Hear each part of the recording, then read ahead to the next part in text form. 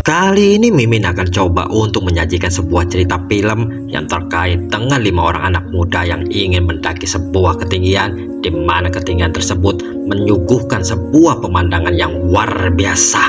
Namun di balik keindahannya tersimpan satu kengerian yang akan mereka hadapi nanti. 5 orang anak muda tersebut bernama Brad, Karin sang pacar, Chloe dan Luke kekasihnya, dan William sang mantan Chloe yang telah diajak serta oleh Karin untuk mendaki. Di mana pendakian ini sebenarnya bertujuan untuk Chloe bisa melupakan trauma yang tengah dihadapinya. Untuk traumanya seperti apa? Nanti kita akan saksikan bersama-sama. Oke Ces, tidak usah berpanjang lebar, siapkan cemilan, kopi, mari kita saksikan alur film Vertige. Brad adalah seorang pemanjat profesional. Dia telah berkeliling ke tempat-tempat yang banyak orang datangi, dan kali ini dia akan mengajak serta rekan-rekannya untuk mengunjungi suatu tempat. Comme vous allez constater, c'est tranquille, c'est la via du Risen Jack. Non, non. On chantait ça au lycée. Ok.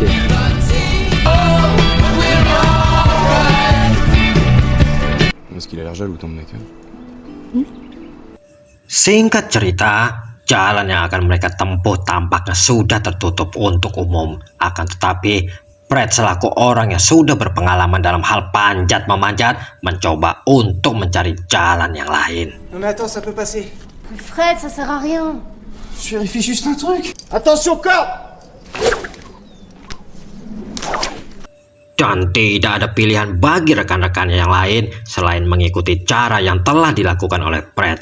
Hingga satu persatu dari mereka mulai memanjat tebing dengan menggunakan bantuan tali yang diberikan oleh Brad. Perjalanan dilanjutkan kembali dengan Brad yang memberikan arahan bagi rekan-rekannya. Sebuah jalan yang sangat berbahaya tapi penuh dengan pemandangan yang sangat indah.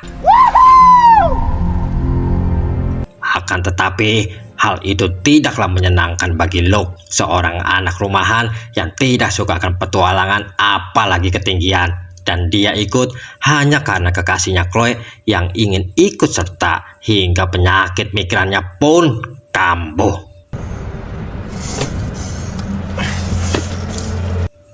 Pada akhirnya, mereka tiba juga di Devil's Pass, sebuah jembatan gantung terpanjang di Eropa. Hingga mereka harus menyeberangi jembatan tersebut dimulai dengan Brad.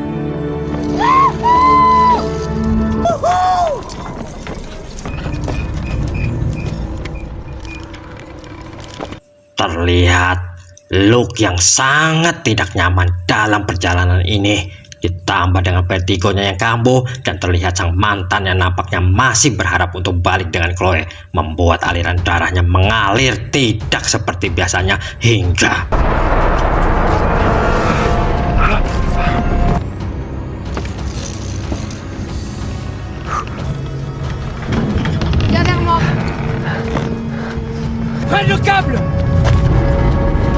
tampak oleh mereka tali penghubung jembatan agak mengendur.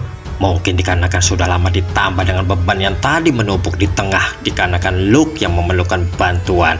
Hingga terlihat jembatan yang mulai miring dan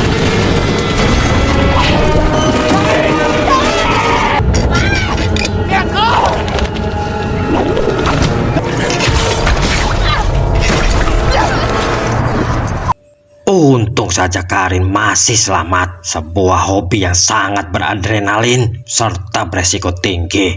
Dan saat ini dengan jembatan yang sudah putus, tidak ada pilihan bagi mereka selain melanjutkan perjalanan kembali hingga terjadi pertengkaran di antara mereka. Mais elle est complètement pourrie ta vieille, je te préviens, t'as intérêt à nous sortir de cette merde. Bon, on avance. Jalan mendaki pun kembali harus mereka lalui dengan Karin yang saat ini di bagian depan. Oh my god. La ligne de vie est pétée. Surtout, vous bougez pas, hein! Dépêchez-vous! Luke yang sudah kena mental dari awal ditambah dengan kondisi yang saat ini mereka hadapi membuat tubuhnya sudah tidak bisa tenang dan tidak bisa dikontrol oleh dirinya. Sementara itu, Fred dan Karin terlihat sudah sampai atas dan dengan bergegas mereka setengah berlari untuk mencari cara agar bisa menyelamatkan rekan-rekannya. Dan hal yang tidak pernah terpikirkan bahkan dibayangkan sama sekali oleh mereka.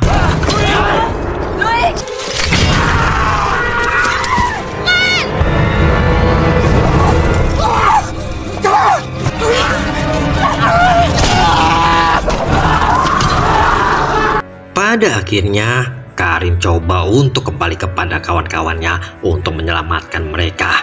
Dan mendapati penglihatan di depan matanya antara hidup dan mati, Chloe kembali teringat pada traumanya selama ini. Vas-y, monte. Chloé, dépêche-toi. Kita beralih kepada Fred. Terdengar olehnya suara-suara ranting pohon yang seperti terinjak oleh sesuatu. Dan tiba-tiba, hingga tidak lama berselang, mereka pun tiba di tempatnya Fred. Akan tetapi, Fred sudah tidak ada di situ. Hingga kembali, perang mulut pun terjadi di antara mereka. Problème? Oui, j'ai un problème, c'est que la vie a été fermée, c'était marqué, on n'a rien à faire là, la preuve. Arrête! On va trouver Fred, un point c'est tout. Saat di tengah pencarian, tampak Luke dan William yang masih saja membahas tentang Chloe antara pacar dan sang mantan, hingga terjadi perkelahian di antara mereka berdua. Sierra, vas-y, viens. Ouais, qu'est-ce qu'il y a? Mais arrêtez ça! Qu'est-ce qu'il y a? Chloé! Karin yang mempunyai pengalaman yang lebih daripada pria-pria mabuk cinta, pada akhirnya turun untuk melihat kondisi Chloe. Akan tetapi, Oh, Karin! Qu'est-ce qui se passe? hampir saja dia tertusuk batang besi yang runcing. Dan betapa sangat mengerikannya saat dia mendapati terdapat jebakan-jebakan Batman di lantai dasar. Hingga Karin yang melihat penampakan Chloe. Quoi ce truc? Aide-moi. Faut que tu tires tes yeux. Karin yang sudah hafal betul akan situasi yang saat ini mereka sedang hadapi, bahwa jebakan-jebakan yang telah mengenai Fred dan Chloe memang sengaja dipasang oleh seseorang untuk tujuan tertentu. Chasse quoi? Hingga terlihat tubuhnya Fred yang nampak sedang ditarik oleh seseorang. Seperti pepatah lama, keluar dari mulut singa, masuk mulut buaya. Hingga malam pun tiba, dan mereka belum juga menemukan petunjuk di mana keberadaannya Fred, hingga Karin memberikan sebuah ide agar mereka mengikatkan tali yang sama ke tubuh masing-masing untuk berjaga-jaga, dan pencarian pun mereka lanjutkan. Dan tidak berapa lama, On va s'encorder. Fred! Fred! Fred!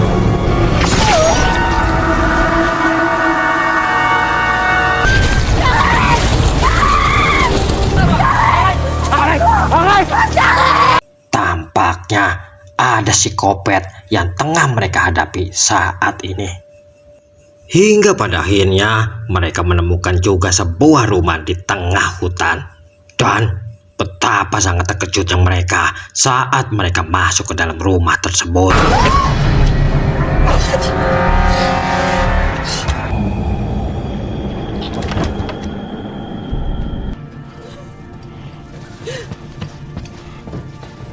William yang mencari perlengkapan dan suar yang ada di ranselnya Fred menemukan sebuah tangga yang mengarah ke lantai bawah, hingga dia coba untuk menapaki anak tangga tersebut satu persatu.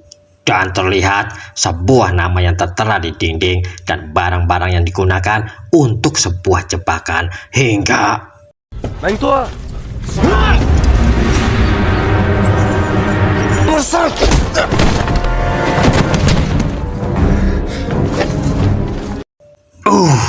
ampun dah. Cemburu membuat buta mata, buta hati. Padahal saat ini mereka sedang menghadapi psikopat. Semakin banyak teman harusnya akan sangat membantu sekali. Dasar mamam. Tapi dasar cupu, egois, serta penakut. Melihat Chloe yang bertarung dengan psikopat, malah dia kabur. Saat Chloe tersadar, dia sudah terikat di lantai bawah bersama dengan William. Hingga mereka yang mendengar suara-suara sajam yang sedang diasah, di mana hal ini membuat mereka bertambah panik. Dan tiba-tiba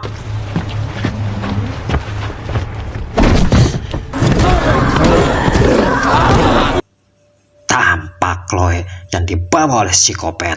Sementara itu terlihat si cupu dengan suara yang hampir mati tampak mewek di tengah situasi yang masih belum tentu aman bahkan untuk dirinya. Scene lalu kembali ke Kopet yang nampaknya hendak melakukan sesuatu kepada Chloe hingga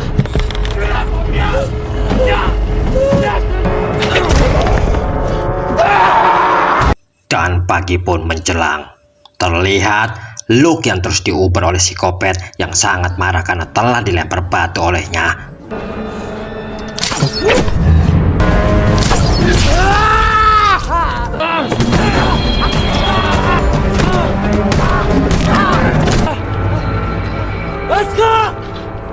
Hingga mereka pun datang pada saat yang tepat, saat Luke yang tengah membutuhkan bantuan. Hingga William yang memberikan tangannya untuk Luke, akan tetapi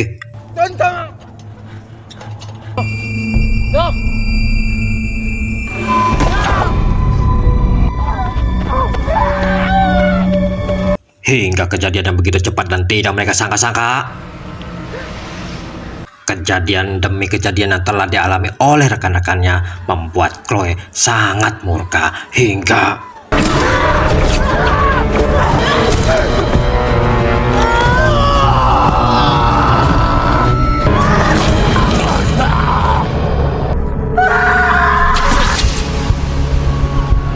pada akhirnya Chloe memenangkan pertarungan tersebut. Akan tetapi bayangan ketika dia tidak sengaja telah saat dia bertugas sebagai perawat di sebuah rumah sakit telah membuatnya mengurungkan niat untuk membunuh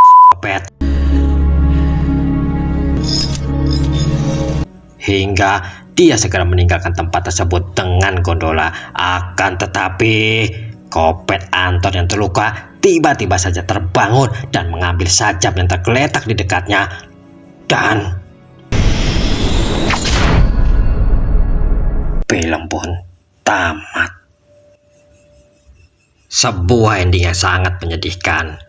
Pesan yang bisa kita ambil dari menonton film ini, jangan pernah jalan bareng antara pacar dan mantan pacar, akibatnya tidak akan baik. Mohon maaf kalau nama karakter harus dirubah sedikit, itu untuk menyesuaikan dalam penyebutan. Terima kasih, kita jumpa pada alur film yang lain.